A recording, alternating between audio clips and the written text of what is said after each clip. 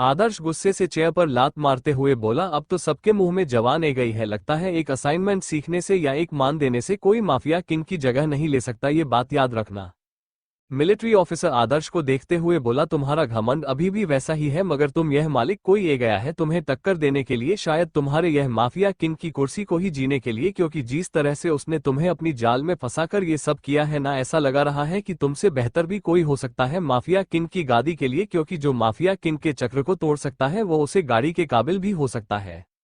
अपने घमंड को नीचे रखा करो, वरना कहीं ऐसा ना हो इसी घमंड के चक्कर भी किसी दिन तुम्हारा साम्राज्य वो बर्बाद ना कर दे। ये बोलकर वो ऑफिसर वहां से चला जाता है। उसके जाने के बाद आदर्श गुस्से से कहते, जो तुम कोई भी हो, तुम्हारी वजह से आज इन लोगों की हिम्मत हुई है मेरे सामने आवाज उठाने की, जिनकी हिम्मत नहीं थी मेरे सामने आंख उठाने की, तुम्हें तो ढूंढ के ऐसी सजा दूंगा कि कभी तुम माफिया की से पंगा लेने की सोचो ना। देव आदर्श की तरफ देखते हुए बोलता है, अब हमें घर चलना चाहिए, अगर आशी आएगी भी तो वो सीधा घर ही आएगी। आदर्श अपने मान में उतरे सवाल को दबाते हुए गुस्से पर कंट्रोल करते हुए कहता है, वैसे तुमने आज अच्छा नहीं किया, ऐसे भी नाम बताया जाकर तुम्हारी वजह से आज मैं जितना परेशान हुआ हूं उतना तुम्हें आज परेशान करूंगा मैं आज। मुझे तुम्हारे कोने के ही ख्याल से इतना ज्यादा डर लगा है कि तुम सोच भी नहीं सकती। ये कहते हुए गुस्से से आदर्श उसे रूम से चला जाता है। उसके पीछे देव, प्रेम और कृष जो कि मां खड़ा हुआ सब देख रहा था वह भी चल देता है। देव आदर्श के गुस्से को देखा है और प्रेम उसे कहते हैं, भाई आज आदर्श बोलना था गुस्से में, कहीं वो प्रिंसेस को कुछ कहना दे। देव प्रेम को शांत करते हुए बोला, तुम चिंता मत करो, चाहे वो कितना भी गुस्सा क्यों ना हो, मगर प्रिंसेसो हट नहीं पड़ेगा, वो बस डर गया था आज उसे कोनी के ख्याल। मैंने आज पहली बार उसके चेहरे पर डर देखा है, जिसके चेहरे पर मैंने इतने सालों में किसी के लिए तो क्या अपनी फैमिली के लिए भी डर नहीं देखा। आज हमारे प्रिंसेसो खोने के डर से उसके चेहरे पर इतनी परेशानी थी। मैं अब यकीन के साथ कह सकता हूँ कि आप आदर्श के होते हुए प्रिंसेसो कोई नुकसान नहीं पहुंचा सकता, वो खुद भी नहीं। कृष आगे जाते हुए बोला, ये तो वक्त ही बताएगा किसका कहाँ सच होगा। प्रेम देव की तरफ देखते हुए बोलना है, भाई आप परेशान मत हो, अपना मूड ठीक करो, आज आपकी सगाई है, अगर आज आपका ऐसा मूड रहा तो सबको शक हो सकता है। प्रेम देव की तरफ देखते हुए बोला, भाई एक बार और सोच लो, क्या आपको सच में उस कोमल से रिश्ता करनी है। देव प्रेम को घूरते हुए बोला, जो मैंने एक बार फैसला कर लिया मैं उससे पीछे नहीं है सकता, और खास करके इस रिश्ते के लिए तो बिल्कुल भी नहीं। थोड़ी देर में उनके कर रघुवंशी पैलेस के सामने आंखें रुकती हैं, वो सभी एक के बाद निकाल। थोड़ी देर में उनके कर रघुवंशी पैलेस के सामने आंखें रुकती हैं, वो सभी फैमिली बैठे हुई थी, तैयारी देख रही थी सगाई की। आदर्श को आते हुए देखा, लता जी उठाते हुए खुशी से बोलते, आदर्श बेटा आप आ गए। तो लता जी को बटनों को इग्नोर करते हुए आदर्श पूछता है कि आशी घर पर है या नहीं। किशोर जी आदर्श को घूमते हुए बोलते, वो तो तुम लोगों के साथ हॉस्पिटल में थी ना, तो तुम ये सवाल क्यों पूछ रहे हो। तो देव कहता है, वो किसी काम से हॉस्पिटल से निकाल गई थी इसलिए आदर्श पूछ रहा है। तभी पीछे से आवाज आती है किसी के आने की आहट, तो सब पीछे देखे हैं जो आशी और मानसी खड़ी थी। आशी के सर पर एक हल्की सी बैंडेज थी, आशी की हाथों में बैंडेज थी जिसे उसने स्टॉल से कर रखा था। वह धीरे से लड़ाते हुए अंदर आ रही थी, किसी ने ज्यादा ध्यान नहीं दिया। आदर्श उसके पास जाती है, गुस्से से कहता है, तुम ऐसे बिना बताए कहाँ गई थी, और मेरे कार्ड जब तुम्हारे पीछे थे तो उन्हें जख्म देने की तुम्हारी हिम्मत कैसे हुई। तुम्हें पता है तुम्हारी वजह से मैं कितना परेशान हुआ, और तुम यहाँ क्या घूमते आ रही हो। ऐसी खुशी से आदर्श को देखते फिर अपना मुंह फूलते हुए मानसी की तरफ देखती है, तो मानसी उसका चेहरा देखकर समझ जाती है। आदर्श फिर से चिल्लाने वाला होता है तो मासी कहती है, जीजू प्लीज चिल्लाए मत, आप अपने गुस्से में आशी की हालत को देख नहीं पा रहे, उसे चोट लगी हुई है। तभी सभी का ध्यान आशिकी छोटू पर जाता है, तो आदर्श का पढ़ते हुए कहता है कि तुम्हें झूठ कैसे लगी। तो ऐसी मुंह बनाते हुए कहती, नहीं नहीं, पहले दांत को फिर बाद में फिक्र का कार्यक्रम कर लेना। तो आदर्श कहता है, तुम्हारी हरकतें ही डांटना वाली, और तुम ये बताओ पहले तुम्हें चोट कैसे लगी।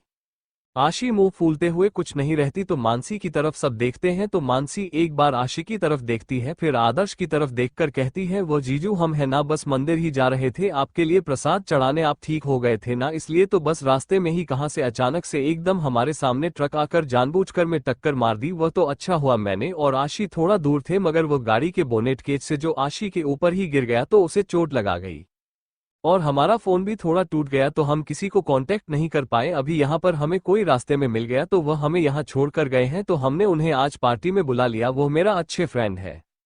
आपको बुरा तो नहीं लगाना जीजू, क्योंकि हमने उन्हें पार्टी में बड़ा लगा बुलाया क्योंकि उन्होंने हमारी मदद की थी। तो आदर्श नर्म भाव से कहता है, उन्होंने तुम्हारी मदद की थी, उनका थैंक यू बोला बनता है, आखिर उन्होंने मेरी वाइफ की जान बचाई है। आदर्श आशिक को गोद में उठाते हैं तो ऐसी रहती क्या करे, तुम्हें चोट लगी है? तो कहता है आदर्श की इतनी नहीं, क्या अपनी वाइफ की केयर ना कर सकूं? आशी मान में बोलती है मैं भी तो यही चाहती हूं कि तुम अपनी वाइफ की केयर करते रहो, कभी उसे पर शक ना करो। मेरा ये बदला रूप मेरे बदले के लिए है। मैं एक मौका तुम्हें देना चाहती हूं, मगर इतनी आसानी से नहीं। मैं जितना दर्द एक जन्म में ऐसा है उतना दर्द तुम्हें भी सहन होगा इस जन्म में, तभी तुम्हें वो मौका मिलेगा। जैसे मैंने दर्द, तन्हाई, अकेलापन, तड़प और बिना वजह अपना करियर बर्बाद किया, वैसे ही तुम्हें ये सब घटना होगा। वैसे भी बिना किसी ब्याज की किसी को पैसे नहीं मिलते, लोन के लिए भी तुम्हें किस्त जमा करवानी पड़ती है। वैसे ही कर्मों के फल को भगत नहीं पड़ता है। मिस्टर आदर्श रघुवंशी, मेरा प्यार तुम्हारे लिए एक जाल है, बस तुम्हें दर्द देने का जरिया। तुम्हारी सजा के साथ सजा मिलेगी। देव और जितेंद्र अग्रवाल को जो दूंगी मैं, मगर उन्हें लगेगा यह उनके किए की सजा है जो शायद उन्हें मिली है। ये चक्कर व्यू है जिसे बुना है माफिया क्वीन ब्लैक पंथर ने। आदर्श ने आवाज देने पर आशी अपने ख्यालों से बाहर आती है तो आदर्श उसे देखते हुए बोलना हूं मेरे पास रहते हुए किसके ख्याल में खो जाती हो बीवी, याद रखना मेरे पास रहकर किसी और के ख्यालों में कोने का हक नहीं है तुम्हें। ये सुन ऐसी मुस्कुरा देती है मगर मान में बोलता है ये तुम्हारी गलतफहमी है कि तुम्हारे पास होते हुए मेरे मन में तुम्हारे ही ख्याल होंगे। ऐसे मुस्कुराते हुए कहती है कुछ नहीं, किसी के ख्यालों में नहीं कोई। वह मैं सोच रही थी कि भाई की सगाई है तो मैं इस हालत में कैसे डांस करूंगी और पार्टी एंजॉय करूंगी। आशिक को इतना नॉर्मल बिहेव करता देख जहां सभी शौक में थे मगर उनके दिल में खुशी भी थी, मगर यह नहीं पता था कि जिस खुशी के लिए इतना खुश हो रहे हैं वो कुछ ही दिन में चलने वाली है। आदर्श उड़ाते हुए बोला खबरदार, जो तुमने कोई भी डांस किया, इधर उधर पार्टी में कूदने की कोशिश की, तुम्हारे पैर में भी चोट है, डॉक्टर ने माना किया है, मुझे अभिमानसी ने बताया है। आशी मुंह बनाते हुए बोली डॉक्टर को क्या पता, उनका तो काम ही है बस लेक्चर देने। ये सुनते हैं आयु जो पीछे से आ रहा था वो बोला अच्छा बच्चों, डॉक्टर का काम लेक्चर देना है, ये बात है। ये सुनते ही आज अपने जीभ को डांटो तले धाबा लेती है। आशी पप्पी फेस बनाते हुए कहते सॉरी भाई, मैं तो ऐसे ही बोल रही थी, आप तो बहुत अच्छे डॉक्टर, दुनिया के बेस्ट डॉक्टर। तो आयुष कहते हैं अब बस मस्का लगाना बंद कर और एक बार अपनी चोट का मुझे चेकअप करवा ले, पता नहीं कैसे चोट होगी। और आज तुम्हारा वीकली चेक भी कर देता हूं, तुम्हारी हेल्थ कैसी है। कुछ देर में हेल्थ चेक करने के लिए आयुष राशि के पीछे उसके कमरे में चला जाता है और वहां पर दोनों बातें करते हैं। और नीचे आकाश बताता है उसकी हेल्थ थोड़ी सी बेहतर है मगर इतनी नहीं कि वो अब भी कोई मानसिक या शारीरिक तनाव बर्दाश्त करे, और शायद उसने अपनी मेडिसिन भी स्किप करती है घर की प्रॉब्लम की वजह से। आदर्श कहता है तुम चिंता मत करो, आगे से मैं ध्यान रखूंगा, उसकी मेडिसिन का एक भी मेडिसिन अब स्किप नहीं होगी। शाम को 8 बजे सभी मेहमान आ चुके थे क्योंकि आज बिजनेसमैन की दुनिया में एक बढ़ता हुआ सितारा सिंगल से मंगल होने जा रहा था। वही आज कोमल ने डार्क पर्पल कलर का हैवी मेकअप के साथ लुक करियाई किया हुआ था। माही आशी ने नॉर्मल सी नेट की साड़ी पहनी हुई थी जिसमें खूबसूरत लग रही थी ब्लैक कलर की, और आदर्श उसे गुस्से से घर रहा था क्योंकि उसमें इतनी खूबसूरत लग रही थी कि उसकी बीवी को ही सब देख रहे थे, जिससे वो सबको घर कर अपनी नजरों से डरने की कोशिश करता है। तो ऐसी उसे मुस्कुराते हुए कहती है ऐसी नजरों से मैं डराओ किसी को, वरना पता चल भाई की सगाई होने से पहले ही भागे और तुम्हारा दोस्त तुम्हें दोस्त कहीं तुम्हारी बीवी को ही तुमसे दूर ना कर दे। आदर्श गुस्से से कहता है उसकी इतनी हिम्मत नहीं कि जो मुझे मेरी बीवी से ही दूर कर पाए। आशी मान में बोलते हैं उनकी हिम्मत नहीं है मगर तुम्हारी इस बीवी में बहुत हिम्मत आ चुकी है आदर्श रघुवंशी। तभी पंडित जी सबकी तरफ देखते हुए कहते हैं जजमान सगाई का मुहूर्त हो चुका है, अब अंगूठी की रस्म कर लेनी चाहिए। ये सुनते ही पता नहीं क्यों दिल में देव के बेचैनी होने लगती है। उसका दिल आज उदास था जबकि वह यही चाहता था, मगर फिर भी उसकी नज़र किसी को ढूंढ रही थी जो उसे मिल नहीं रही थी। वही आशिकी नज़र देखते हुए कहती है आप दिल की फीलिंग को समझना में बहुत कमजोर है देव अग्रवाल, तभी तो आप और आपका दोस्त एक ही जैसे हैं, एक ही नाम पर सवार। तो सजा भी एक ही मिलेगी मगर अलग तरीके से। जैसे ही सगाई के अंगूठी बदलने वाली होती है कि तभी एक साथ दो आवाज आती है हमारे बिना कैसे सगाई हो सकती है। तो सभी गेट की तरफ देखते हैं। वही अविनाश माथुर सामने गेट की तरफ इंसान को देखकर मुस्कुराते हुए कहते हैं देवेंद्र बेटा तुम यहाँ पर कैसे। वही देवेंद्र जी को यहाँ देखकर जितेंद्र जी की आंखें गुस्से से लाल हो जाती है। वह मान में रहते हैं यही वापस क्यों आया है। देवेंद्र जी मुस्कुराते हुए कहते हैं अंकल वह क्या है ना, मेरे बिना सगाई कैसे हो सकती है, आज मेरी भी तो सगाई है। सुनते ही सबको एक शौक लगता है तो अविनाश जी कंफ्यूज होते हुए बोलते बेटा आपकी सगाई किस है। तो तभी एक प्यारी सी आवाज आती है हमसे। तभी सभी सीढ़ियों की तरफ नजर जाती है जहां देविका जी खड़ी थी, एक रेड कलर की साड़ी पहने हुए बहुत खूबसूरत लग रही थी। जितेंद्र जी की तो उन पर से आंखें ही नहीं है रही थी, और बाद में जब उन्हें रिलायंस होता है कि देविका ने क्या कहा तो गुस्से से उन्हें भूलने लगते हैं। तभी वहां पर शकुंतला जी के साथ सुमित्रा जी आए हैं और देविका जी को टूट माट हुए कहती है इस उम्र में शादी कर रही है, पता नहीं क्या इनके गुल देखने को मिलेंगे, शर्म नहीं आती इस उम्र में शादी करते हुए। तभी देवेंद्र जी डोंट माट हुए सुमित्रा जी को कहते हैं शादी ही कर रहे, किसी की तरह चालबाजी तो नहीं करें। भाभी जी वैसे भी सुना है आपकी बेटी जेल में है, चालबाज दी के एग्जाम में बहुत ज्यादा चला, बच्ची सीख ली है उन्होंने आपसे। ये सुनते ही आशी के चेहरे पर मुस्कान आ जाती है और कहते सही वक्त आए हैं अंकल। शकुंतला जी देवेंद्र जी की तरफ देखते हुए कहती तुम हमारे बेटे जैसे इसलिए समझा रहे हैं, तुम्हें इस जैसी औरतें से दूर रहो, शादी करने के लिए तुम्हारी उम्र हो गई है, मगर इसका मतलब नहीं कि तुम इस जैसी और दोस्त से शादी करो। आशीष सामने आती हूँ शकुंज लाल जी की आंखों में आंखें डालते हुए कहती है शादी कर रहे पूरे समाज के सामने शादी किसी से धोखे से नहीं करें मिसेस शकुंतला रघुवंशी। वैसे भी मैं किस बोल रही हूँ, जिसे शराफत तो राशि नहीं आती, चालबाजी और धोखेबाजी देना पसंद है ना। मिस्टर रघुवंशी से भी शादी आपने इसी तरह की थी ना। मानसी पीछे से आते हुए कहती है आशी क्यों दिन खराब कर रही हो, छोड़ो ना। ये कहते हुए वो मुस्कुराने लगती है तो मानसी की तरफ सब देखते हैं जिसके साथ एक हैंडसम सा लड़का था। दोनों के कपड़े एकदम मैचिंग कपल की तरह थे, एक ने ब्लैक कलर का 3 पीस सूट पहने हुआ था तो मानसी ने इसी के साथ मैचिंग का ब्लैक कलर की गाउन। वही मानसिक को अपने ऊपर किसी की जलती हुई नजरें महसूस हो रही थी, मगर उसकी इग्नोर करते हुए वह सामने मुस्कुराते हैं उसे लड़के की तरफ देख रही थी जिसे देखकर गुस्से में घी डालने का काम हो रहा था। वो अपनी पकड़ कैसा लगा रहा है आपको, यह नया मोड़ कहानी में कैसे लगी। अब आशी अपने दुश्मनों से बदला क्या जितेंद्र जी होने देंगे देविका जी और देवेंद्र जी की सगाई। कौन आया है मानसी के साथ, वो लड़का CH52 मानसी का फ्यांसे। शादी का दिन आशी मानसी के पास खड़े लड़के के पास जाकर बोली कैसे हो अनुज भाई। अनुज मुस्कुराते हुए बोला मैं ठीक हूँ गुड़िया, तुम कैसी हो ये बताओ, तुम्हारी छोटी कैसी है। तो आशी मुस्कुराते हुए बोली मेरी चोटें बिल्कुल ठीक है और वैसे भी आपने हॉस्पिटल टाइम पर पहुंचा दिया था तो ज्यादा दिक्कत नहीं हुई, अब पहले से बेहतर महसूस हो रहा है। आदर्श को अन दोनों की बात सुनाई नहीं दे रही थी इसलिए उसे गुस्सा आ रहा था क्योंकि आशी उस लड़के से हंस हंस के बात कर रही थी। आशी के पास पहुंचकर आदर्श उसकी कमर में अपने हाथों को डाल अपनी तरफ खींचना है जिससे एक पल के लिए आशी डर जाती है। जब उसे महसूस होता है कि उसके पास कौन है तो रिलैक्स हो जाती है और आदर्श को घूर के देखी है तो आदर्श मुस्कुराते हुए कहता है कि हमें भी मैं मिलाओ जरा इनसे जिसे तुम इतना हंस के बात कर रही हो तुम। ये कहते हुए आशी को घूर के देखने लगता है। वही आशी समझ जाती है आदर्श को कि उसका ओवर पजेसिव वाला हस्बैंड मून चालू हो चुका है। मानसी मुस्कुराते हुए कहती है आदर्श जीजू इतना ज्यादा जलाने की जरूरत नहीं है, यह आशी के मुंह बोले भाई है, इन्होंने ही आशी को टाइम पर हॉस्पिटल पहुंचाया था। ये सुनते ही आदर्श रिलैक्स होता है, फिर एक नॉर्मल टोन में अनुज की तरफ देखते हुए बोला थैंक्स मेरी वाइफ को समय पर हॉस्पिटल पहुंचने के लिए। अनुज मुस्कुराते हुए कहता है थैंक्स कहने की जरूरत नहीं है मिस्टर रघुवंशी, और ये तो मेरा फर्ज था अपनी बहन के लिए, और अपनी बहन के लिए पस निभाओ, और अपनी बहन के लिए पस निभाना में मुझे किसी की परमिशन की जरूरत नहीं है और ना आपको मुझे थैंक्स बोलने की। तभी वहां पर देव प्रेम और कृष आयुष ए जाते हैं तो देव थोड़ा एरोगेंट टोन में बोलना है मगर हमें किसी का एहसान लेना नहीं आता मिस्टर आहूजा, आपने हमारी बहन की जान बचाई और समय पर हॉस्पिटल पहुंचाया इसलिए थैंक्स। तभी आशिक आयुष को कुछ इशारा करती है तो आयुष उसका इशारा समझकर अनुज की तरफ देखकर बोला वैसे तुम और मानसी लगता है कुछ ज्यादा ही क्लोज फ्रेंड हो, तभी तो इस पार्टी में एकदम कपल की तरह लग रहे हो। अनुज मुस्कुराते हुए का थैंक्स फॉर कम्प्लीमेंट बट आपका गैस गलत नहीं है, 100% सही है, हम कपल की तरह लग नहीं रहे, कपल है वह क्या है ना। आज मैं यहाँ पर एक और वजह से आया हूँ, मैंने मानसी ने बहुत पहले ही एंगेजमेंट कर ली, बस आप लोगों को बताया नहीं, तो अब मानसी चाहती है कि हम इस खुशी में सबको शामिल कर। वही यह सुनते ही दूर खड़ी कोमल के फेस पर 440 वोल्ट की स्माइल आ जाती है। देव गुराते में गुस्सा कंट्रोल करते हुए बोलता है वैसे मिस्टर आहूजा को जल्दी ही अपनी गलत इंसान से एंगेजमेंट तो नहीं कर ली, कहीं बाद में आपको पछताना न पड़े। अनुज सुनकर बड़ी सी स्माइल के साथ पोलाइट होकर बोला देव से यह बात तो आप पर फिट होती है मिस्टर देव अग्रवाल, क्योंकि आपने हीरे को छोड़कर कोयले को चुना है। वैसे आपके इस फैसले से मेरा फायदा हुआ है क्योंकि हीरा मुझे मिला है। ये सुनकर देव गुस्से से अपने हाथों के मुठिया बना लेता है। वही अविनाश जी जो उन्हें के पास आते हैं वो गुस्से में हो जाते हैं क्योंकि उन्हें ही नहीं पता था कि उनकी पोती ने सगाई कर ली है।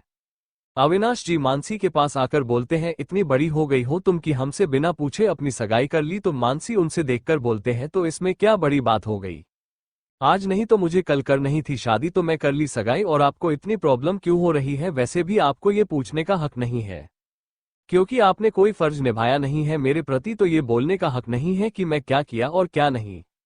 ये सुनते ही अविनाश कुछ कहते कि अनुज बोलना है, माफ कीजिएगा, मैं बोल रहा हूं, मगर आप प्लीज मेरी होने वाली वाइफ से इस तरह बात नहीं कर सकते, मैं ये बर्दाश्त नहीं करूंगा। वही होने वाली वाइफ सुनकर देव को बहुत गुस्सा आता है। वह बिना कुछ कहे वहां पर से सीधा स्टेज पर चला जाता है, जहां पर उसे उसके डेट जितेंद्र जी बुला रहे थे सगाई का मुहूर्त क्योंकि निकालने वाला था। वही सगाई की अंगूठी भले ही देव कोमल को पहना रहा था, मगर उसकी नजर बराबर ही मानसी से बनी हुई थी, जो अनुज के पास बैठे हुए हंसकर बात कर रही थी क्लाजली होकर। देव गुस्से में कोमल के हाथ को दबा रहा था। वही कमल की नजरें देव को फॉलो करते हुए जाकर मानसी की टेबल पर टकराती है। कोमल गुस्से से मानसी को देखते हुए बोलते हैं, एक बार बस शादी हो जाए फिर मैं तुम्हें बताती हूँ तुम्हारी ओट। कोमल और देव की सगाई हो जाने के बाद आशी माइक लेकर अनाउंसमेंट करती है कि अब आए हैं दूसरे जोड़े के बारे, तो प्लीज सभी स्वागत कीजिए उनका तालिया का mister Devendra Ahuja, military officer, और मिस देव की। वही जितेंद्र जी धीरे से आशीर के पास जाते हुए बोलते हो, तुम ये क्या कर रही हो, तुम पता है तुम क्या करेगा। आज ही मुस्कुराते हुए कहते, हाँ मुझे पता है, जो मैं कर रही हूँ वो सही कर रही हूँ, जो कि बहुत पहले हो जाना चाहिए। तो कब तक वो अकेली रहेगी, उन्हें किसी के साथ और पार्टनर की जरूरत है। और आपको इतना बड़ा क्यों लगा रहा है, आपने तो अपनी जिंदगी जी ली है ना, अपने पैटर्न के साथ चाय जैसी भेजी हो, उनके साथ अपनी फैमिली भी आगे बढ़ाए। तो अब आपको इतनी तकलीफ नहीं होनी चाहिए, अगर हो रही है तो इस वक्त इस मॉल से दूर है। मैं नहीं चाहती है सगाई रुक या आपकी वजह से कोई प्रॉब्लम आए इस सगाई में। आप ही की वजह से उन्होंने अपने पूरे जिंदगी की 29 साल बर्बाद की है। अब मैं नहीं चाहती आगे की जिंदगी आपके पीछे बर्बाद करें। ये कहकर आशी एक अंगूठी की दाल देवेंद्र जी की बढ़ा देती है दूसरी थाली देविका जी की तरफ। देविका जी एक नजर आशिक को देखते हैं, जो कि अपनी पलकें झपका देती है, तो देविका जी एक गहरी सांस से लेकर अंगूठी लेकर देवेंद्र जी को पहना देती है। देवेंद्र जी देविका जी को देखकर कहते हैं, रिलैक्स, ऐसा कुछ नहीं होगा जो तुम्हारे मन के खिलाफ हो। हम इस शादी में बंध रहे हैं सिर्फ एक दोस्त की हैसियत से और कुछ कर्म से। तो याद रखना, मैं तुम्हारे पति से पहले एक दोस्त रहूंगा हमेशा, जो तुम्हारे साथ हमेशा हर सिचुएशन में खड़े रहेगा। ये सुनते ही देविका जी के चेहरे पर एक स्माइल आ जाती है, वो बिना जिसके अब देवेंद्र जी को अंगूठी पहने देती है। उसके बाद देवेंद्र जी देविका जी को अंगूठी पहने देते हैं। कुछ देर में सगाई सेरेमनी खत्म हो जाती है और सभी मेहमान अपने घर चले जाते हैं। वहीं अब सिर्फ घर वाले थे, मथुर फैमिली थी और देवेंद्र जी और अनुज थे। जितेंद्र जी देवेंद्र की तरफ देखते हुए बोलते, तुम्हारी हिम्मत कैसे हुई मेरी बेटी की सगाई में ये तमाशा करने की। तो देवेंद्र की तरफ देखते हुए बोलते, तुम्हारी हिम्मत कैसे हुई मेरे बेटे की सगाई में ये तमाशा करने की। तो देवेंद्र जी उन्हें घुराते हुए कहते, कोई तमाशा नहीं है, बस मैंने अपनी जिंदगी की शुरुआत की है अपने पार्टनर के साथ, तो तुम्हें इतनी क्यों तकलीफ हो रही है। तो आशी उन्हें बीच में ओकते हुए बोलते हैं, उनके तकलीफ नहीं और उनकी अंदर ज्वालामुखी जाली हुई, आपको पता नहीं। एक डेमोक्रेसी इंसान जो ठहरे कभी अपने से आगे किसी की खुशी नहीं देखना चाहते, चाहे वो उनसे ही क्यों ना हो, जिसे कभी हो पहले प्यार ही करते थे, अब उन्हें बर्दाश्त नहीं हो रहा गाना, इन्हें कैसे छोड़कर वो आगे बढ़े। क्यों, मैंने सही कहा ना मिस्टर अग्रवाल। देव आगे आते हुए बोला, आशिक ये बहुत ज्यादा हो रहा है। तो आशी बोली, लो एक और आगे डेमोक्रेसी इंसान। और आप इतने क्यों ज्वालामुखी बने पड़े हो, आपकी सगाई तो इसी से हुए जिसे आपने ही कहा था। वो अलग बात है कि आपको हीरे की जगह कोयला मिला, तो यह आपकी गलती है, हमारी नहीं। आप देख, कुछ आशी को बोलना है कि आदर्श उसे घूरते हुए बोला, खबरदार जो मेरी बीवी को कुछ बोला, तुम्हारा ही फैसला था, आप उसे पर इल्जाम लगाने की कोशिश मत करना। ये कहते हुए आशी की तरफ देखा है, जो पापी आइज से उसे देख रही थी। आदर्श आशी की तरफ देखते हुए बोलते, चलो तुम्हें भी आराम की जरूरत है, वैसे भी कल और भी फंक्शन है, तुम एक जगह टिक होगी तो नहीं, क्योंकि तुम्हारी देवों की माँ की कल मेहंदी जो है। आशीष सोफे पर बैठ जाती है तो आदर्श उसे घूरते हुए बोलना है, अब क्या हुआ। तो आशी अपने दोनों हाथ हवा में कर देती है, जैसे कर रही हो उठाओ अब। तो आदर्श कहता है, आप क्यों, पहले तो बहुत दौड़ रही, तो ऐसी कट्यूटी पाई की तरह मुंह का पाउडर बनाते हुए कहती, वो क्या है ना, मैंने बहुत ही ज्यादा चल लिया, मेरे दर्द हो रहा है, तुम नहीं उठाओगे तो कोई बात नहीं, मैं किसी को बुलाकर बोल दूंगी, वो मुझे कमरे में छोड़ी आएगा। आदर्श घुराते हुए बोलो, कोई हाथ तो लगा कर दिखाए मेरी बीवी को, मैं उसकी टांगे ना तोड़ दूं। आशिक गुस्से से घूरते हुए बोली, अगर तुम उसकी टांगे तोड़ दोगे तो मुझे उठेगा कौन। आदर्श मुस्कुराते हुए आशिक को अपनी गोद में उठाते हुए कहता है कि मेरे होते हुए किसी की जरूरत नहीं तुम्हें। वही देवेंद्र जी बोलते, अब मुझे चलना चाहिए, तो देख लीजिए उनकी तरफ देखते हुए बोलते, चलो मैं तुम्हें बाहर तक छोड़ी आती हूँ। तो ये सुनकर वह मुस्कुरा देते हैं। बाय जितेंद्र जी गुस्से से उन्हें घूरने लगता है दोनों को। वही अनुज अपनी नजरें दौड़ा के मानसी को ढूंढता है, मगर वो उसे कहीं नहीं मिलती कि तभी उसे एक सोफे में मानसी लेते हुए नजर आती है। वो उतर जाता है कि तभी उसे पायल जी मानसी के पास जाते हुए नजर आती है और पायल जी मानसी के सर पर हाथ फेरते हुए कहती है, मानसी चलो उठो, घर जाना है। तो मानसी रहती है, मेरे प्यार में दर्द हो रहा है, आप चलिए मैं आता हूं। तो ये सुनकर पायल जी मुस्कुराते हुए कहते हो कोई बात नहीं, मैं अजय को कहती वो तुम्हें गोद में उठाकर कार तक ले जाएगा। ये सुनते ही मानसी के दिल में खुशी होती है कि तभी उन्हें कोमल की आवाज आती है। कोमल पायल के पास आते हुए कहती है मॉम मेरे पैरों में बहुत ज्यादा स्वेलिंग आ गई, सैंडल की वजह से मुझे अब चला नहीं जा रहा, अब मैं कैसे कहाँ तक जाऊंगी। तो ये सुनते ही फिक्र आ जाती है पायल के चेहरे पर। वो कहती है रुको मैं कहती हूँ अजय को, वो तुम्हें ले जाएगा। फिर मानसी को ये सुनते ही मानसी कहते हैं इसकी कोई जरूरत में कुछ चली जाऊंगी, आप अपनी प्यारी बेटी को बोलिए दीजिए ले जाएगा। पायल जी कहते मगर तुम्हारे प्यार में भी दर्द है ना। तो मानसी आंखें खोलने हुए कहती है मगर मैं चल सकती हूँ, जैसे हमेशा दर्द सह के अपना काम कर सकती थी वैसे अभी कर लूंगी। वही यह सब देव ऊपर से देख रहा था कंफ्यूजन में कि मानसी ऐसा क्यों कहा रही है सबसे। कोमल हमेशा घर में के बारे में उसे बताया करती थी कि सब घर में उसे ज्यादा मानसी को पैम्पर करते हैं क्योंकि वो उनकी असली बेटी है और वो गोद ली हुई। तो अनुज मानसी के पास आते हुए कहते हैं तुम कैसे खुद चली जाओगे, इतने दर्द मैं हूं ना तुम्हारे लिए, मेरे होते हुए तुम्हें दर्द सहने की जरूरत नहीं है, मैं हूं तब तक तुम्हारे पास कोई दर्द नहीं आ पाएगा। ये सुनते ही देव अपने कमरे में चला जाता है। अगली दिन को हल्दी हो चुकी थी, सुबह ही दोनों जोड़ों की अब सिर्फ मेहंदी ही बची थी जो अभी थोड़ी देर में लगे वाली थी। एक तरफ कोमल और मानसी और देवकी जी को हल्दी लगा रही थी, दूसरी तरफ देवेंद्र देव और अनुज को। क्योंकि आज सुबह ही मानसी और अनुज की शादी की तारीख तय हो चुकी थी, उनकी शादी परसों थी इसलिए रस्म आज ही कर रहे थे। वही मेहंदी आर्टिस्ट कोमल की तरफ देखते हुए बोलते हैं क्या आपको अपने पति का नाम अपने हाथ पर लिखा है। तो कोमल रहती नहीं, ओल्ड फैशन चीज मेरे हाथ में मत, बस डिजाइन अच्छा और एकदम सुंदर होने चाहिए। देविका जी से पूछने पर वह अपने हाथों पर देवेंद्र जी का नाम लिखवा लेती है। ये देखकर देवेंद्र जी के चेहरे पर मुस्कान आ जाती है। भाई कोई जलकों के लाखों रहा था, वही सुमित्रा जी को बिल्कुल अच्छा नहीं लगा रहा था क्योंकि जितेंद्र जी उनसे बात नहीं कर रहे थे, ना घर पर कोई उन्हें भाव दे रहा था पहले की तरफ। तभी गाना शुरू हो जाता है, ये मेहंदी के बूटे इनके रंग अनोखे, वे मेहंदी के बूटे इनके रंग अनोखे, एक बार ये रंग लग जाए सारी उम्र ना छूटे। मेहंदी लगाऊं किस नाम की राया तो बनी है शाम की, मेहंदी लगाऊं किस नाम की राधाती बनी है शाम की, ये मेहंदी के बूटे इनके रंग अनोखे। मानसी एक नज़र देव को देखते हैं जो उसे ही देख रहा था, फिर वो अपनी नजरों को फिर मेहंदी आर्टिस्ट को बोलते हैं अनुज लिख दीजिए। शाम की बसी जब भी बजी है राधा के मन में प्रीत जगी है, शाम की बसी जब भी बजी है रापा के मन में प्रीत जगी है। हो वो घूंघट में राधा रामवी देखो, होगा मिलन में आश लगी है, आती जाती हर एक धड़कन तुमसे पही कहेगी खुशियां है सारी, तेरे नाम की राचा तो बनी है शाम की, मेहंदी लगाऊं किस नाम की राधा ती बनी है शाम की। वही देव को गुस्सा आता है अपने नाम की जगह मानसी के हाथों में अनुज का नाम लिखवाने पर। राचा के मन की राधा ही जाने शाम ना आए, बेसी बजाने राधा के मन की राधा ही आने शाम ना आए, बंसी बजाने लगता है कि वृंदावन में अब ना रास रचेगी, अब ये कहानी किस काम की राधा तो बनी है शाम की।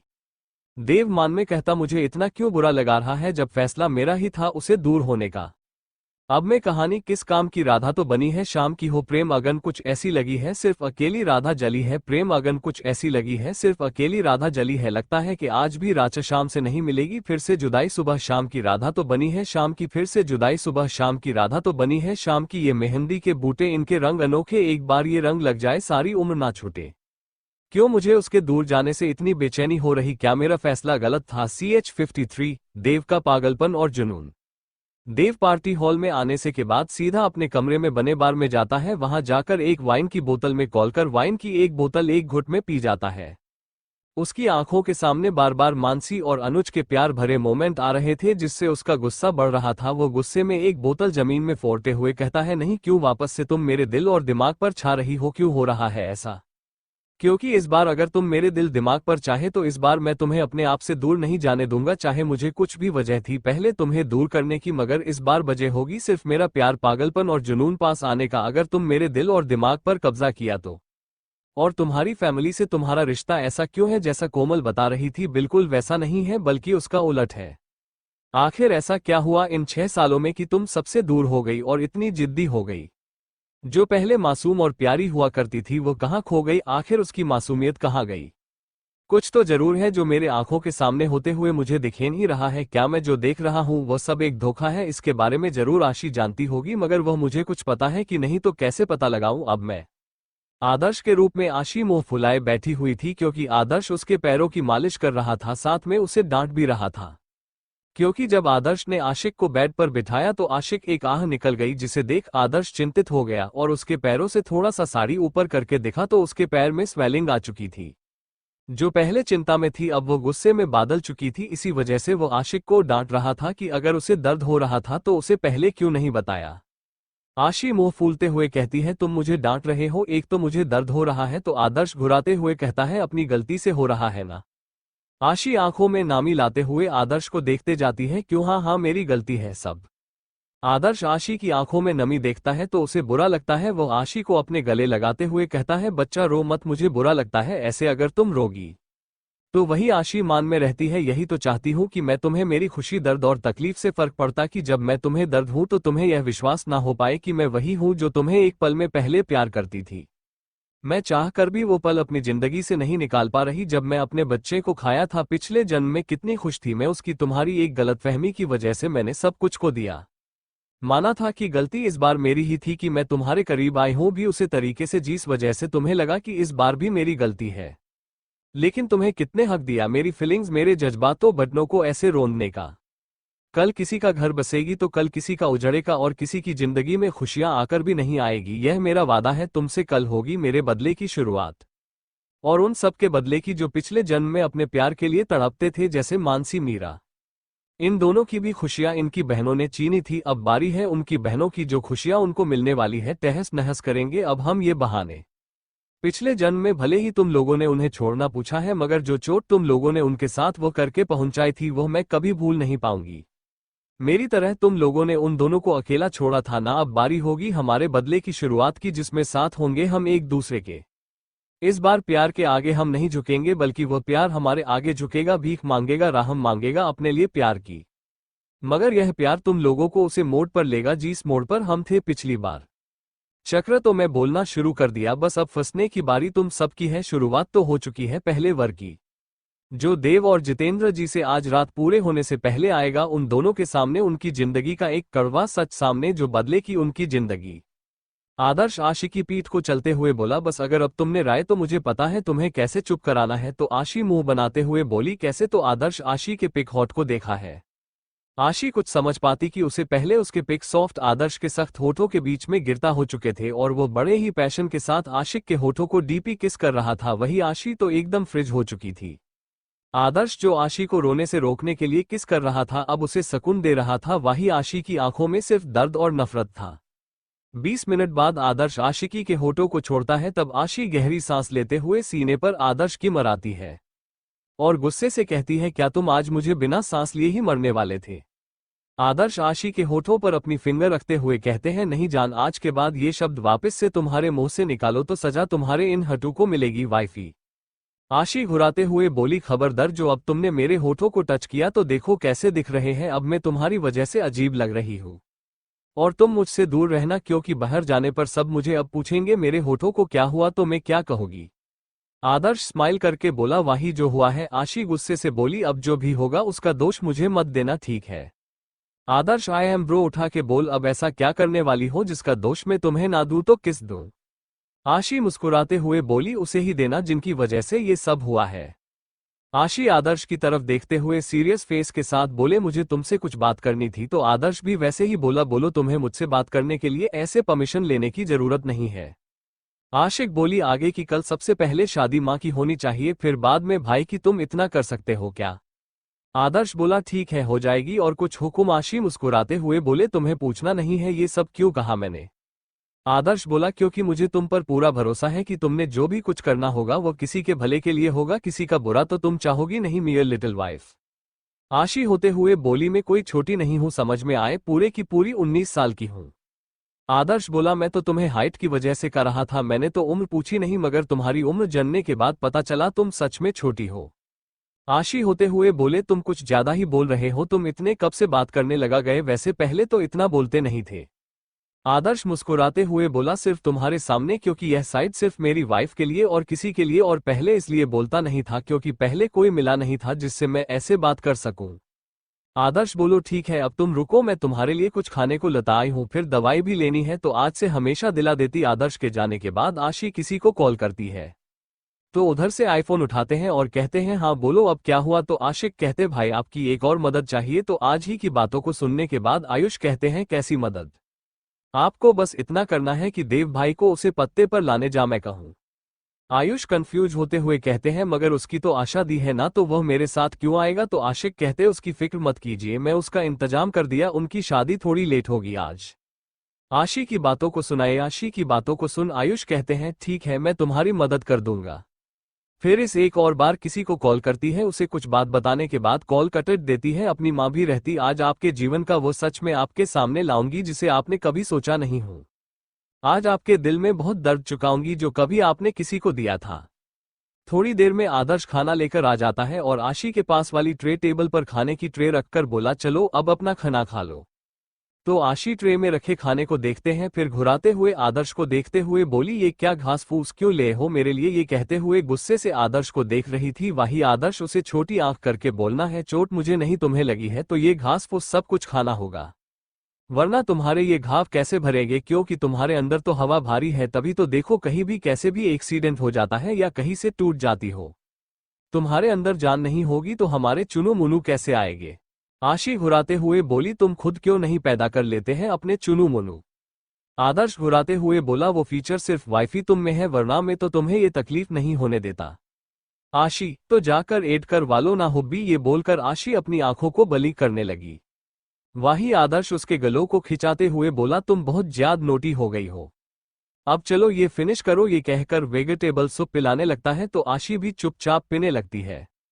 वही ये देखकर आदर्श मुस्कुरा देता है। CH54 सच और कोमल के लिए जाल। आदर्श के जाने के बाद आशी अपने मुंह के कोने से अपनी दवाई को निकालकर डस्टबिन में फेंकती है। आशी स्माइल करते हुए डायलॉग रहती है तुम अपने काम पर लोगों में अपने काम पर लगती हूं तुम्हारी बर्बादी के। आशिक अपना सीक्रेट फोन निकालकर किसी का नंबर डायल करते हैं कि तभी उधर से कॉल रिसीव होते ही एक आदमी की आवाज आती है। तो वह आदमी बोलता है बोलो मेरी माफिया क्वीन। अमर अंकल अब आपको हमारा दूसरा प्लान एग्जीक्यूट करना याद रहे, उसका रिजल्ट अभी नहीं आना चाहिए, उसका रिजल्ट जब मैं कहूं तब आना चाहिए। सुनते ही अमर बोले तुम पहले ऐसी होगी जो अपने पति को बर्बाद करने के लिए इतनी शिद्दत से मेहनत कर रही हो। आशीष स्माइल करते हुए कहती है उन्होंने भी तो बर्बाद करने के लिए मुझे बड़ी सिद्ध से कोशिश की थी और उसका नतीजा भी मेरी सामने है। आज मैं उसे राय पर खड़ी हूँ जहाँ पर कोई आना नहीं चाहता होगा, मैं उसे राय जा पहुंची हूँ। मुझे अब इन लोगों ने मजबूर कर दिया है कि मुझे इन लोगों की बर्बादी का जरिया बना पड़े। अमन जी कुछ सोचते हुए बोलते हैं गलती तुम्हारी नहीं है बेटा, का दुनिया ही ऐसी है कि अपने फायदे के लिए किसी की जिंदगी बर्बाद कर देती है और उफ तक नहीं करती। आशी गुस्से से बोली मगर अब उफ भी करेगी और उनकी चीख भी निकलेगी, दर्द भी होगा और आंसू भी बहेंगे और पता भी नहीं चलेगा कि दर्द देने वाला कोई अपना भी है।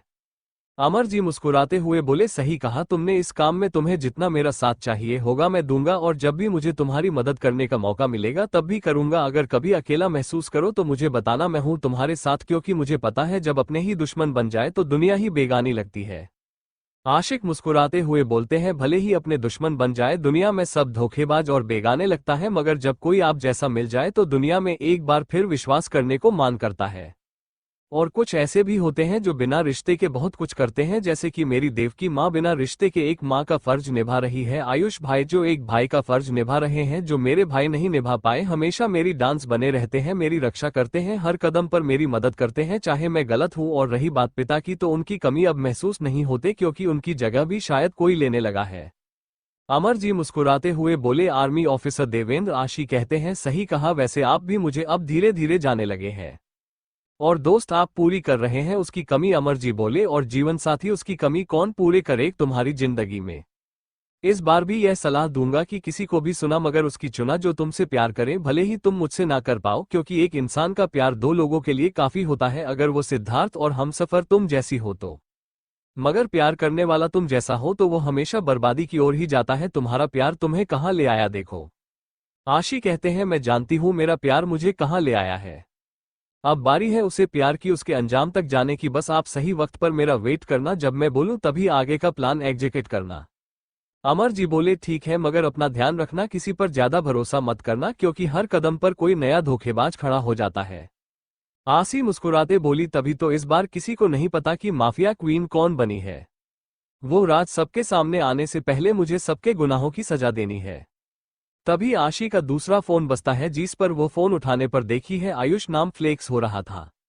आशी फोन उठा कहते हैं, हेलो भाई, क्या हुआ, आपने फोन किया? आयुष बोलना है, मैं यहाँ पहुंच गया हूँ, मगर तुम कब पहुंचे रही हो? देवयानी वाला है। तो आशु बोलते हैं, सिर्फ 15 मिनट में माफ हो जाऊंगी, तब तक आपको सब संभालना है। और आपको पता है ना कि आपको कहां पर छुपाना है? तो आयुष की तरह मुझे पता है, मुझे और देखो कहां पर छुपाना है। वहीं दूसरी तरफ मीटिंग में अंडरवर्ल्ड के 7 आर्मी ऑफिसर भी थे और एक साइड बैठे हुए थे आर्मी की, दूसरी साइड बैठे हुए थे अंडरवर्ल्ड के लोग और सबसे में चेयर पर बैठा था आदर्श। आर्मी ऑफिसर आदर्श की तरफ देखते हुए बोला, हमें वो किसी भी कीमत पर हथियार से, आप जानते हो हमने आपके भरोसे से वो इंडिया में मांगे आपके हिफाजत में, क्योंकि हमारे ऊपर निगरानी रखे हुए थे आतंकवादियों की, तभी हमने काम आपको दिया, मगर आपकी वजह से आज हमारे साथ ये सब हो गया। आप बोलिए मत, अगर वो हथियार दुश्मन देश के चले गए तो हमारी सैनिक और हमारे सुरक्षित चक्र पर प्रभाव पड़ेगा, देश पर खतरा आ सकता है आतंकवादी। मेयर आदर्श ने मास्क लगाए हुआ था, फेस जिसे उसे कोई पहचान ना पाए, उसके सिर्फ आधा सर दिख रहा था। अंडरवर्ल्ड का एक आदमी कहता है, अगर आपको हम पर इतना ही विश्वास नहीं था तो क्यों ये जिम्मेदारी इनको भी खुद ही क्यों नहीं हैंडल कर गई? यह सब यह मत बोलिए जिसके सामने आप अपनी जवान चला रहे हो, अंडरवर्ल्ड के किंग है। ऑफिसर भी गुस्से से कहता है, अंडरवर्ल्ड के किंग है तभी उनसे मदद ली थी देश के लिए, वरना हमें कोई शौक नहीं चढ़ा था कि देश के लिए अंडरवर्ल्ड से हाथ मिलाए। तभी प्रेम कहता है, अगर आपकी आर्मी इतनी ही ज्यादा भरोसेमंद होती तो हमारे साथ आपको हाथ मिलाना नहीं पड़ता। यह मत बोलिए, आप ही के यहाँ आदमियों ने ये खबर लिखे करी थी कि आपका हथियार कहाँ से आने वाले हैं, तभी तो आपने ये जिम्मेदारी हम पर दी, मगर पता नहीं ये कैसे ठीक हुई, क्योंकि इसकी खबर तो सिर्फ हमारे आदमी और आपके आदमियों को थी, तो ये जाहिर सी बात है आपके आदमी न, ये सब क्या होगा? आर्मी ऑफिसर गुस्से से कहता है, मानते हैं पहले हमारे आदमी ने वो सब किया था, मगर यह मत बोलिए कि सबसे ज्यादा आदमी आपकी तरफ थे और हमारी तरफ जितनी भी आदमी थी वो सिर्फ मैं और मेरा कमांडर और 2 लोग और थे जिन पर हम पूरी तरह विश्वास कर सकते हैं। और रही बात आपके में तो गद्दारी होना खास बात है। यह मत बोले, देश को धोखा देकर अंडरवर्ल्ड में शामिल हुए ही आप लोग। तभी एक गुस्से से भरी आवाज आती है, देश को धोखा देकर नहीं, देश के भले के लिए ही अंडरवर्ल्ड में शामिल हुए। तो आज जिस अंडरवर्ल्ड की बात आप कर रहे हैं ना, उसका किंग मैं हूं, यानी, और जिसके नाम से दुनिया क्या आर्मी ऑफिसर की है, और आप कह रहे हैं कि किसी ने यहां से यह इन्फॉर्मेशन लिखकर है, तो आपको इतना कर दो, अगर ऐसा हुआ तो मैं अपनी यह किंग की गति ही त्याग दूंगा, क्योंकि किसी की इतनी हिम्मत नहीं जो किंग के खिलाफ जाए, और जो जाने की कोशिश करेगा उसे अपनी सजा पाता होगी।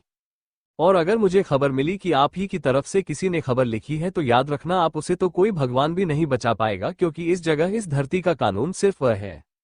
ये सुनते ही एक ऑफिसर जल्दी सी आदर्श के कदमों में गिर जाते हुए बोलते हैं, माफ कीजिए कि यह सब मैंने किया है, मेरे बीवी बच्चों की जान खतरे में थी, इसी वजह से मैंने ये खबर उन्हें दे दी।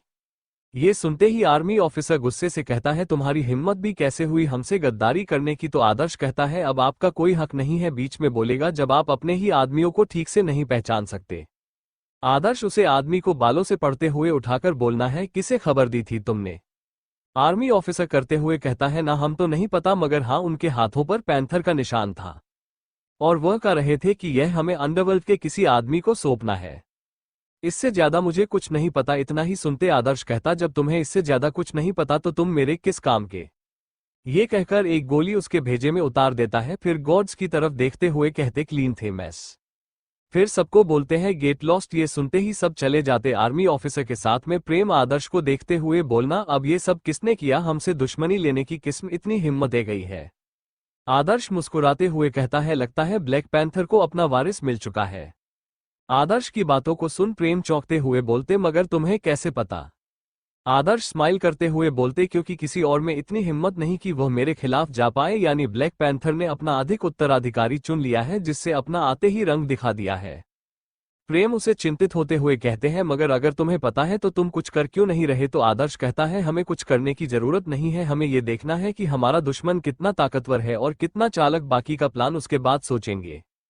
प्रेम कहता है, अगर उसने कुछ ऐसा किया जिसे हम संभाल ना पाए? तो आदर्श मुस्कुराते हुए कहता है, अगर किया भी तो हमें पता चल जाएगा ना कि वो किंग बने के लायक भी है या नहीं। प्रेम कंफ्यूज होते हुए बोलते, तुम क्या अंडरवर्ल्ड की गाड़ियों से देने की सोच रहे हो? तो आदर्श बोलना है, सो नहीं रहा हूँ, फैसला कर लिया है कि अब मैं अपनी जिंदगी पूरी तरह अपनी वाइफ के साथ जीना चाहता हूँ, जैसे वह चाहेगी वैसे। इसलिए मैंने सोच लिया अंडरवर्ल्ड से थोड़ी दूरी बनाऊंगा, मगर पूरी तरह छोड़ूंगा नहीं। उसका आधिकारिक ब्लैक पैंथर के मेंबर को बनाऊंगा, जो इस वक्त बारिश है। दूसरी तरफ आयुष के बुलाने पर देव बिना घाट के आता है और उसकी तरफ देखते हुए बोलते, तुमने मुझे यहाँ इस जगह क्यों बुलाया है? आयुष बोलना है ज्यादा सवाल मत करो, बस मुझे तुम्हें कुछ दिखाना है तो चुपचाप रहो, तुम्हें अपने सवालों के सारे जवाब मिल जाएगी।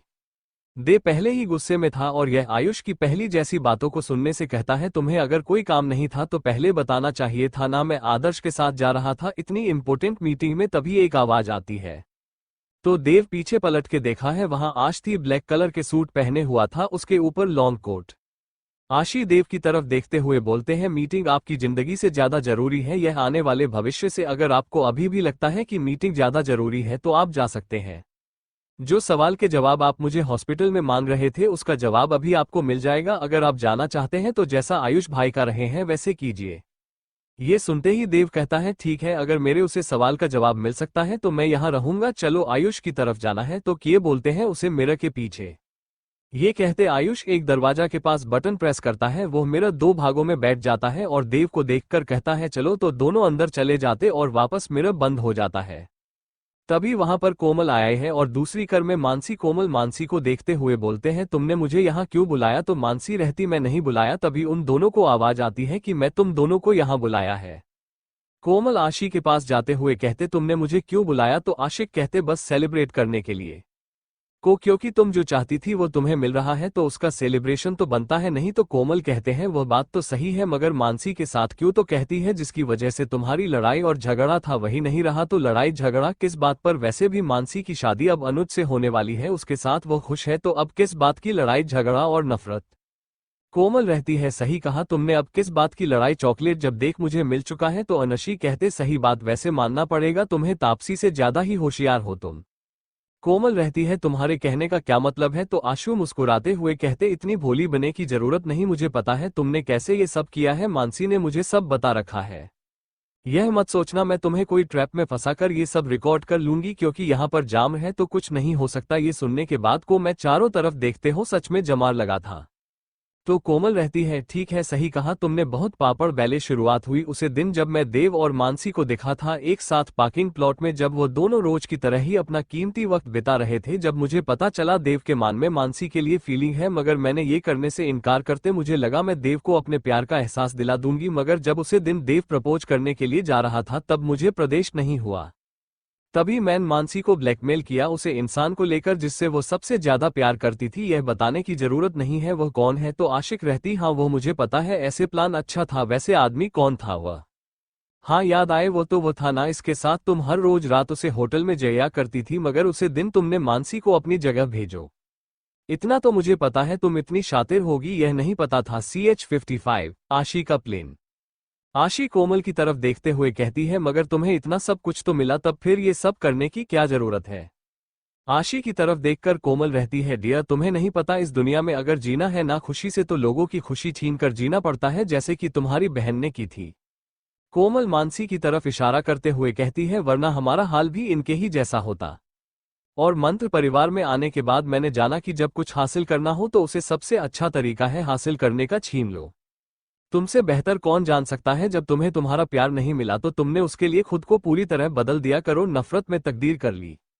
जैसे ही तुम्हारी मासूमियत गायब हुए वैसे ही सब तुम्हारे कदमों में, वरना जैसे तुम पहले देना सब तुम्हारा फायदा उठाकर चले जाते थे, मगर अब जैसी तुम हो ना तुम्हारा कोई फायदा नहीं उठाएगी, बल्कि तुम्हें हर उसे इंसान से प्रोटेस्ट करेंगे जो तुम्हें मुसीबत में डालना चाहेगा।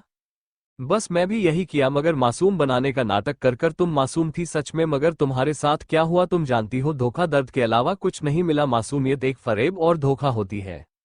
वही देव जो अंदर बैठे हुए सर्रा तमाशा देख रहा था, जब वो कोमल के मुंह से सच सुनता है तो उसका गुस्सा आउट ऑफ कंट्रोल हो जाता है। वो गुस्से से दीवार पर अपना पांच मारता है और कहता है मैं इस लड़की को आज छोड़ूंगा नहीं, इसकी हिम्मत कैसे हुई मेरी जिंदगी के साथ खेलने की। आयुष देव का हाथ पकड़कर उसे कहता है देव क्या कर रहे हो तुम, गुस्से में अपना होश खो रहे हो, तुम जाकर क्या खाओगे, यहाँ पर तुम जो भी खाओगे उसका असर सीधा तुम पर नहीं मानसी पर होगा। तुम दिखाना 6 साल तक उसने कैसे उसे ब्लैकमेल करके रखा है, जो चीज उसे ब्लैकमेल कर रही है वो उसके लिए कुछ ज्यादा ही महत्वपूर्ण है। अगर तुमने इस बुक कुछ किया तो सारा खेल जो अभी चल रहा है वो सब बिगड़ सकता है। बस कुछ घंटे की बात है, फिर ये सब तमाशा खत्म हो जाएगा। जिस वजह से मासी यह सब कर रही है वो वजह ही खत्म हो जाएगी, समझना की कोशिश करो। ये सुनते ही देव थोड़ा शांत होता है, मगर फिर आयुष की तरफ देखते हुए कहता है आखिर वो मुझे क्या है जिसकी वजह से मानसी यह सब कर रही है।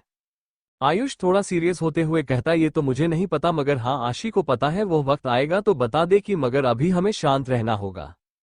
तुम्हें सच पता है ये बात मानसी ना कमल दोनों को पता नहीं चलने चाहिए, बल्कि तुम्हें कल एक काम करना है जिससे तुम्हारा मुसीबत का हल भी हो जाएगा और मासी की प्रॉब्लम भी सॉल्व हो जाएगी।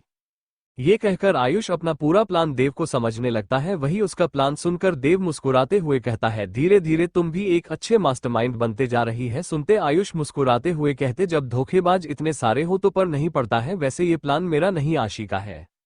भले ही वो तुमसे नफरत कर रही हो मगर वो तुम्हारे साथ कुछ गलत होते हुए नहीं देखा सकती। यह सुनते ही देव मुस्कुराते हुए कहता है इसी बात का तो दुख है कि वो मेरे साथ गलत होते हुए देखा नहीं सकती, मगर मैंने उसके साथ इतना सब कुछ गलत होने दिया। आशी कोमल और मानसी की तरफ देखते हुए कहते अब चलो तुम दोनों चलो, वैसे भी बहुत रात हो चुकी है, हमें घर चलना चाहिए। तुम लोग निकले, मुझे अभी कुछ काम है रास्ते में, कल के लिए थोड़े से सामान लाने शादी के लिए। ये सुनकर कोमल मुस्कुराते हुए कहती है ठीक है नंद जी, मगर जल्दी आना, कहानी ऐसा ना हो आपके बिना ही शादी हो जाए। तो आशी मुस्कुराते हुए कहते चिंता मत कीजिए, शादी का तोहफा बहुत ही धमाकेदार होगा। वही कमल और मानसी के जाने के बाद देव और आयुष भर आते हैं। वही देव गुस्से से वहां रखकर सभी सामानों को तोड़ने लगता है। ये देखकर आशी कहते गुस्सा करना गलत बात है और गलत जगह पर तो बिल्कुल ही गलत बात है। और इतने बड़े बिजनेसमैन होते हुए यह नहीं जानते कि गुस्से का इस्तेमाल उसे जगह करना चाहिए जहां उसकी जरूरत हो, वरना जहां उसकी जरूरत नहीं होती वहां विनाश ही होता है। मेरा काम था आपको सच्चाई तक पहुंचाना, अब आप अपना काम जाने। आपको ये शादी करनी है या अपनी जिंदगी में की गलती को सुधारना है, यह अपने गुनहगार को सजा देनी है और जिसके साथ अपने गुनाह किया है उसे माफी मांगनी है। आगे का फैसला आपका होगा। अगर कोई मदद चाहिए होगी तो हम आपके साथ होगी, इसलिए नहीं क्योंकि आप मेरे भाई, इसलिए क्योंकि इससे सिर्फ मेरी फ्रेंड जो कि मेरे लिए बहन जैसी है उसकी जिंदगी सवेरेगी और शायद वह अपने आगे की जिंदगी सुकून से आपके साथ नहीं तो किसी और के साथ जी पाएगी। देव जुनून के साथ बोला अब उसकी जिंदगी में कोई आएगा तो सिर्फ वो मैं होगा, देव अग्रवाल। अगर किसी ने उसके मेरे बीच में आने की कोशिश की तो आजम बहुत बुरा होगा। वही आशी कहती है ये तो वक्त ही बताएगा कि आजम किसका बुरा होगा। फिलहाल आपको घर जाना चाहिए, क्यों आपके और मानसी साथ में गायब हुए हो और कोमल घर पहुंचते ही आपको ही ढूंढेगी।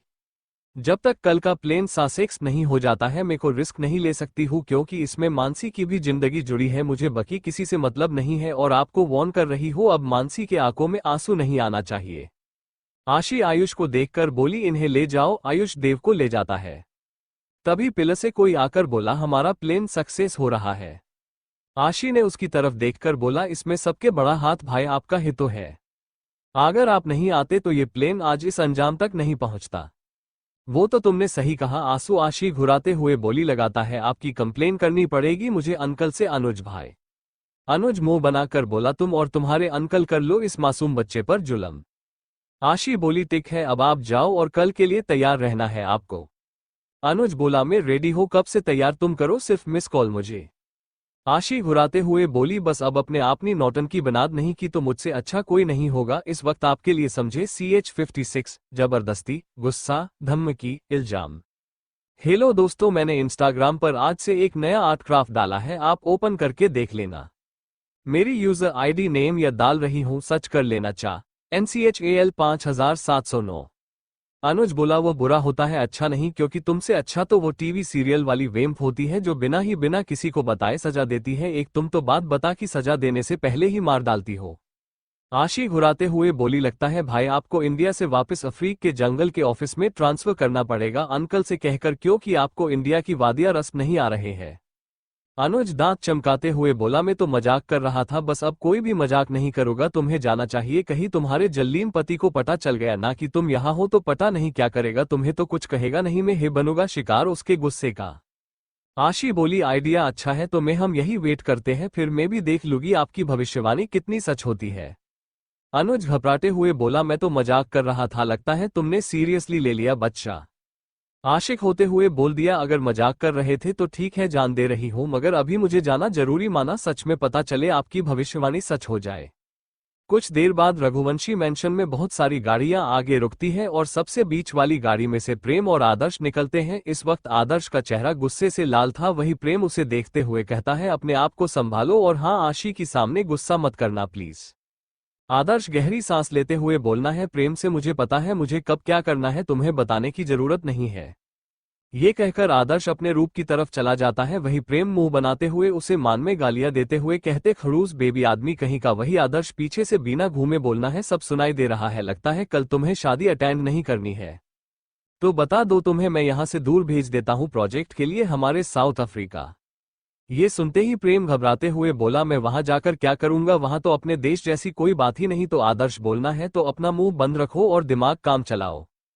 प्रेम बनाते हुए कहते हैं, ठीक है अब तुम्हारे सामने कुछ बोलूंगा ही नहीं। तो आदर्श बोलते, मेरे सामने की किसी के सामने बोलने लायक नहीं छोड़ूंगा अगली बार। आदर्श का रूम वहीं। जैसे आदर्श रूम में जाता है तो बेड पर नजर जाती है जहां पर इस वक्त आशी नहीं दिखती तो उसकी आंखें छोटी हो जाती हो। पूरे रूम में एक नजर घुमा के देखा है तो उसे आशी कहानी नजर नहीं आती। वो सोचता है वॉशरूम में होगी तो वॉशरूम में जाकर चेक करता है, वहां पर भी आशी नहीं मिलती, जिसे देखकर वो गुस्से से अपना माथ रब करने लगता है। खुद से कहता है, बर्फी इस वक्त तुम कहाँ गई हो, कहीं उसे सिद्धार्थ रॉय से तो मिले नहीं गई, अगर गई होगी तो इसकी पनिशमेंट में मिलेगी। यह कहते हुए वो बाहर जाने लगता है, तभी उसे बालकनी में से कुछ आवाज आती है। आदर्श धीरे कदमों से उसे तरफ जाता है और गेट पर खड़े होकर सामने बैठी झूले पर लड़की को देखा है जो खुद से ही बातें कर रही थी। ये देख आदर्श पहले तो मुस्कुरा देता है, फिर उसकी बातों को सूंघ घूर के देखने लगता है, क्योंकि इस वक्त आशीष के हाथों में एक आइसक्रीम टब था और उसके आसपास 3-4 आइसक्रीम के फ्लेवर रखे हुए थे जिसके ढक्कन उसने अनपैक कर लिए थे।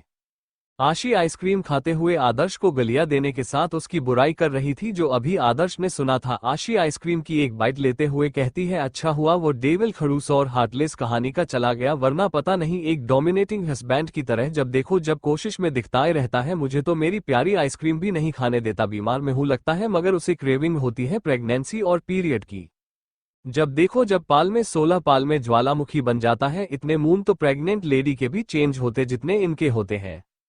तभी आदर्श आशिक को कहते हैं, तुम्हें बड़ापता है कि प्रेग्नेंट लेडी को कितने मून स्विंग होता है, लगता है मेरी वाइफ से पहले ही उन सब पर एचडीडी कर ली है, लगता है अब उसे हमारे चुन्नू मुन्नू चाहिए।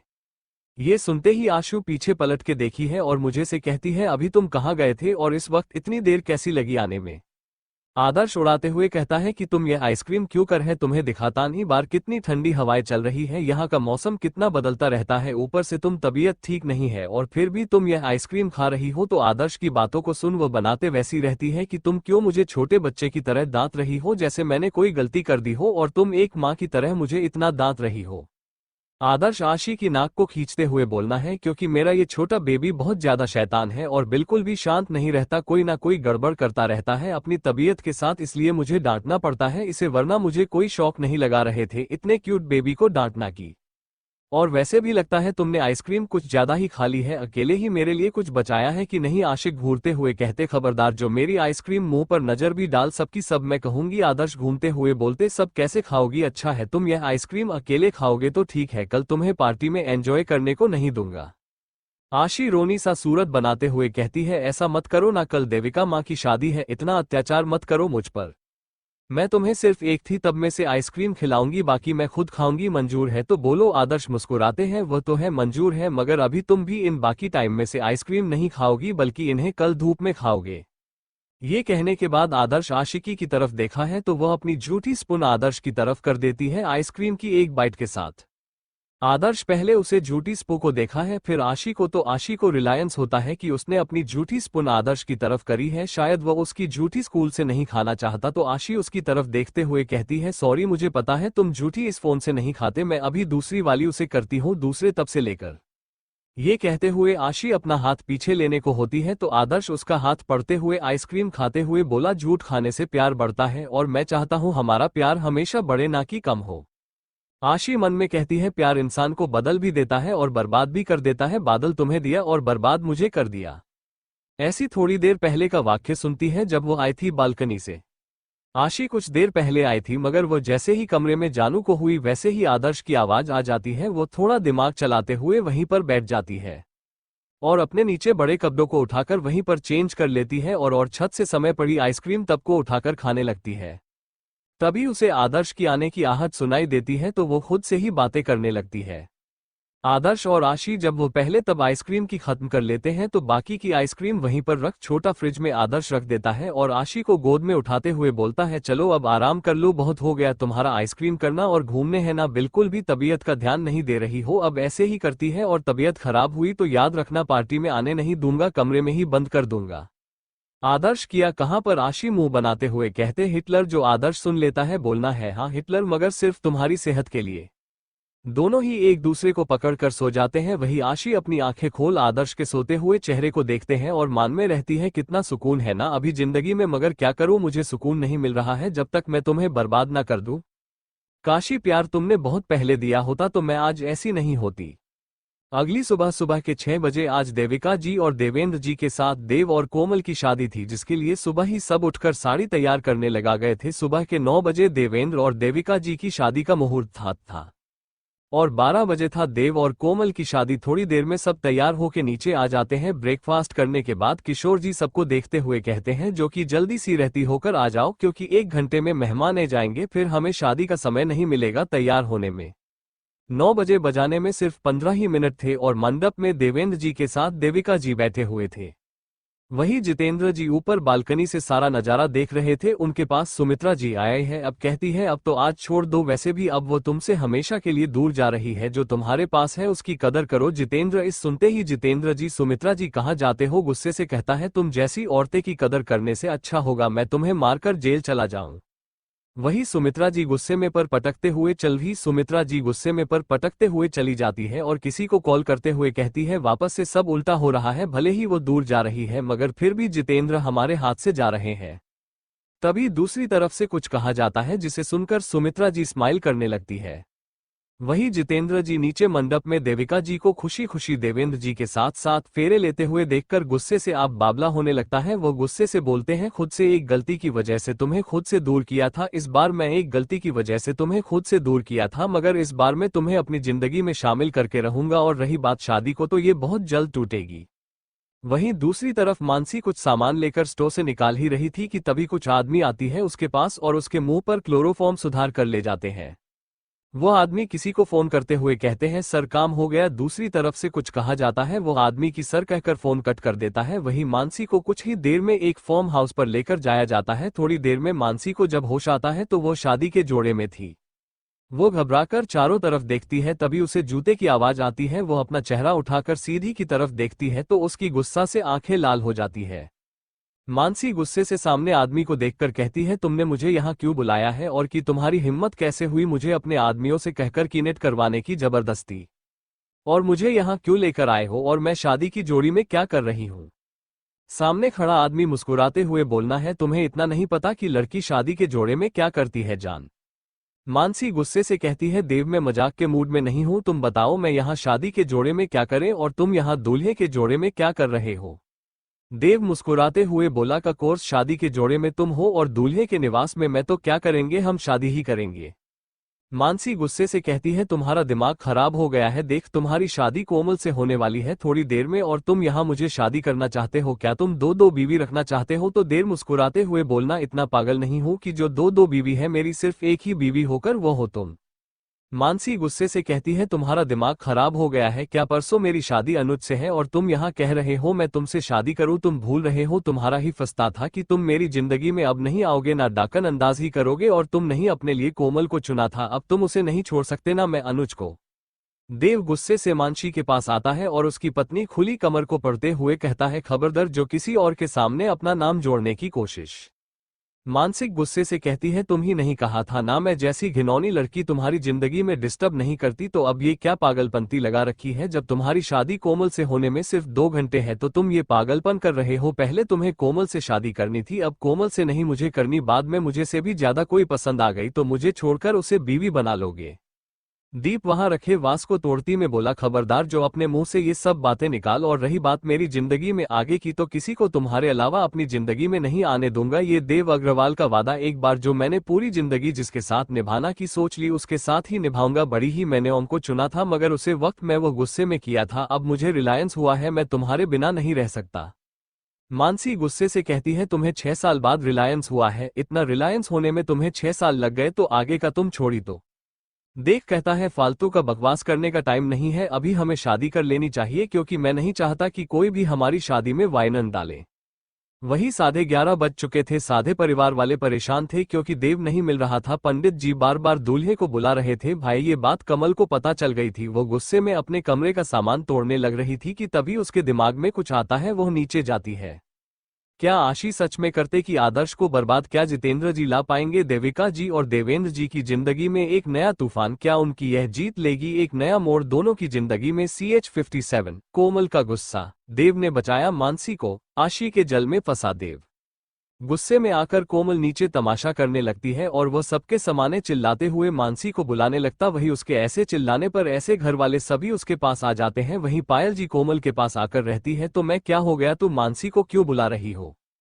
तभी वहां पर अनुज आता है और कहता है मानसी आई क्या? वो मैं उसे स्टोव पर छोड़कर चला गया था किसी काम से, मगर जब वहां उसे लेने गया तो वह नहीं थी। कोमल गुस्से से कहती होगी कहाँ गई होगी मेरे देव के पास, उसको तो बस एक बहाना चाहिए था, वह बहन उसे मिल गए, सब दिखावा था उससे तुम्हारे साथ शादी करना और तुम भी इसमें शामिल थे। ये सुनते ही अनुज गुस्से से बोलना है अपनी हद में रहो।